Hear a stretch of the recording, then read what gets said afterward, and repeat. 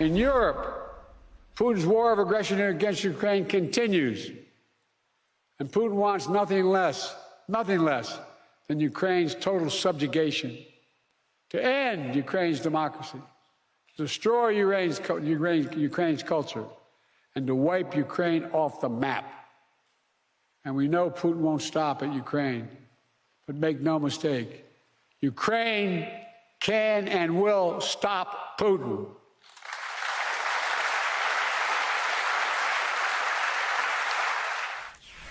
Joining us now is Admiral John Kirby, White House National Security Council Coordinator for Strategic Communications. Admiral Kirby, thank you very much for joining us on this important night. We heard a lot of, it sounded like unanimous agreement among the NATO members there, the heads of state representing all those countries, 32 countries, when the president said things like that about Ukraine tonight. Is that the reality within the NATO of all that kind of unity? Yes, I would say I'd go so far, Lawrence, as to say that NATO is more unified and more resolved, certainly more relevant than it's ever been before. And I had a long career in the military myself, 30 years or so in the Navy. I've never seen the alliance as strong and as determined as it is now. That's not by accident. That's by President Biden's leadership and really investing in alliances and partnerships. Certainly, it's an outgrowth of what Mr. Putin has tried to do in Ukraine. NATO is resolved and NATO is determined. And what you're going to see this week is a series of deliverables, tangible deliverables, for the alliance to make good on its commitments to helping Ukraine defend itself. To what extent is this the performance, the outward performance of a set of agreements pre-negotiated by staff and by the leaders over the weeks and months leading up to this meeting, and how much new might actually be accomplished in real time at the meeting? Every conference like this, as you can imagine, there's staff that works it and prepares it and gets ready for the major deliverables and the announcements. That's no different here, no question about it. But I think, including starting tonight, we have seen, and you will see over the next couple of days, real tangible deliverables. One of the example tonight, for instance, is air defense. The president and leaders across the alliance have announced additional air defense capabilities for Ukraine in the short term, strategic air defense systems like the Patriots and additional Patriot systems going to Ukraine. In the near term, in the the near to mid-term, more mid-range air defense systems will be made. Tactical air defense systems will be made available to Ukraine. Over the coming days, you'll also see announcements about the F-16s and when they're going to get to Ukraine and how Ukraine will be able to use them. You're going to see a reaffirmation of NATO being in Ukraine's future, eventual membership, and what that looks like, the path to membership in NATO. All of that will come out of this week. NATO was obviously created as a umbrella defense of Europe. That's its purpose, that's its focus, that's its job. Not all of these countries see the situation in Israel the same way. They don't see the war in Gaza the same way. Does that, to the extent that there are disagreements, how does that impact the way NATO is working and the issues they are working on within NATO? It won't affect the summit, and it certainly won't affect the larger issues before the alliance right now, which is clearly the main issue is Russia's war in Ukraine. But there's also issues that they're going to talk about over the next couple of days about defense industrial base development and investment, not just in the United States, but in their countries as well, and in making sure that Ukraine also has an effective, resilient defense industrial base going forward. So there's lots of issues that they'll be able to talk about and tackle. I don't expect the situation in the Middle East to be a dominant topic of discussion. It's not a separate agenda. I mean, you're right, Lawrence. Not everybody agrees with what's going on there. All I can do is speak for President Biden, and he's made it clear we got to make sure Israel can defend itself. We also got to make sure that the people of Gaza don't suffer any more needless suffering than they already have as a result of this war that Hamas has started. The president has obviously been reaching out to leading Democrats, Democrat organizations, Congressional Black Caucus caucus to say publicly, I am a candidate, I'm remaining a candidate, I'm going to run for re-election, I'm going to serve another term. Is he doing something similar with NATO to try to assure NATO that he is indeed staying in this campaign? He's not going to focus on his domestic political situation in this summit. That's not the agenda, and frankly, that shouldn't be the focus of the conversations over the next couple of days. He made it clear publicly. He certainly, as you rightly said, made it clear privately to supporters and to the Democratic National Committee that he's in and he's not leaving and he's running for re-election. I think that's fairly obvious, and that will be fairly obvious, obviously, to the foreign leaders that are here in Washington this week.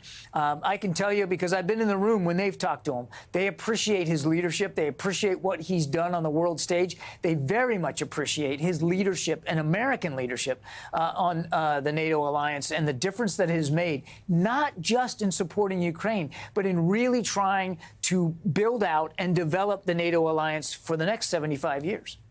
Let's listen to one of the questions that was asked in the White House press briefing yesterday, a briefing you participated in. This was after you left. Let's listen to this. Say that the Pentagon at some point picks up an incoming nuke. It's 11 p.m. Who do you call? The First Lady?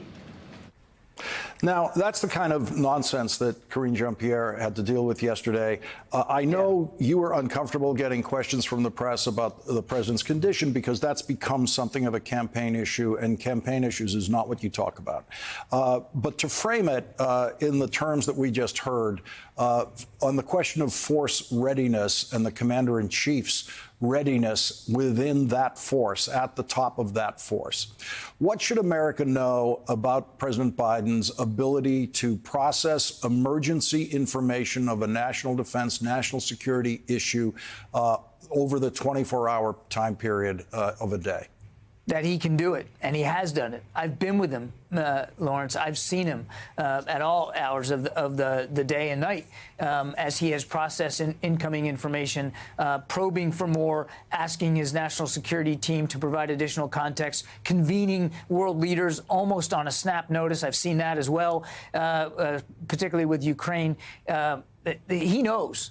He knows better than most because he's been at this business for so long, and also 8 years as vice president, that the job of commander-in-chief is a 24/7-hour job. I mean, there is no break, and he understands that. And the answer to the question that Karine got is simple. You call the president, and that's what the national security team does. They call the president.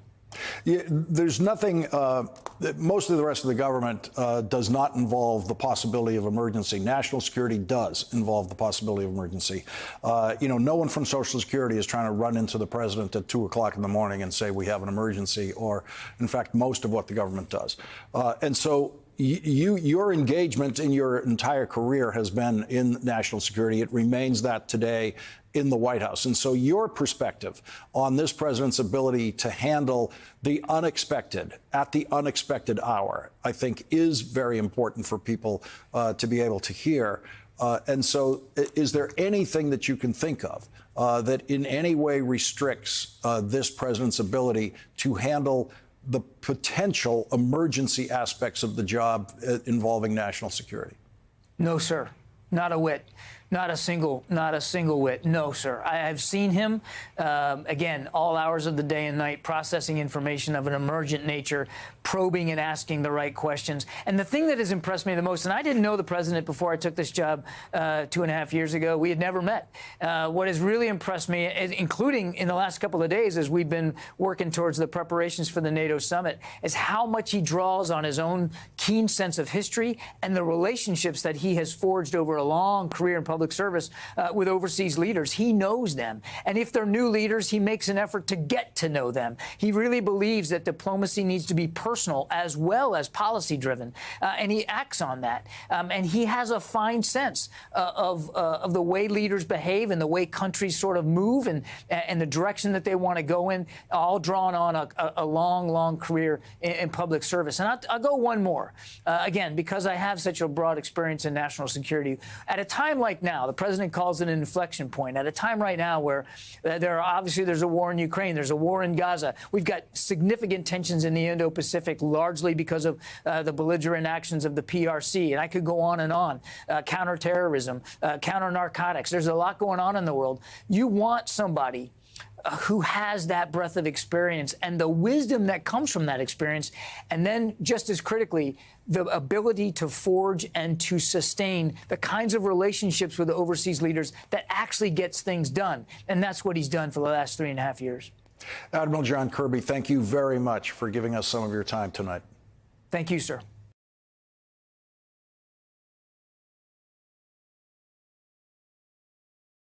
Hey there, MSNBC fans. I'm Luke Russert, and be sure to join me, Rachel Maddow, Jen Psaki, Lawrence O'Donnell, Steve Kornacki, Joy Reid, and many more September 7th in Brooklyn, MSNBC Live Democracy 2024. Click on the link for ticket information. We will see you there.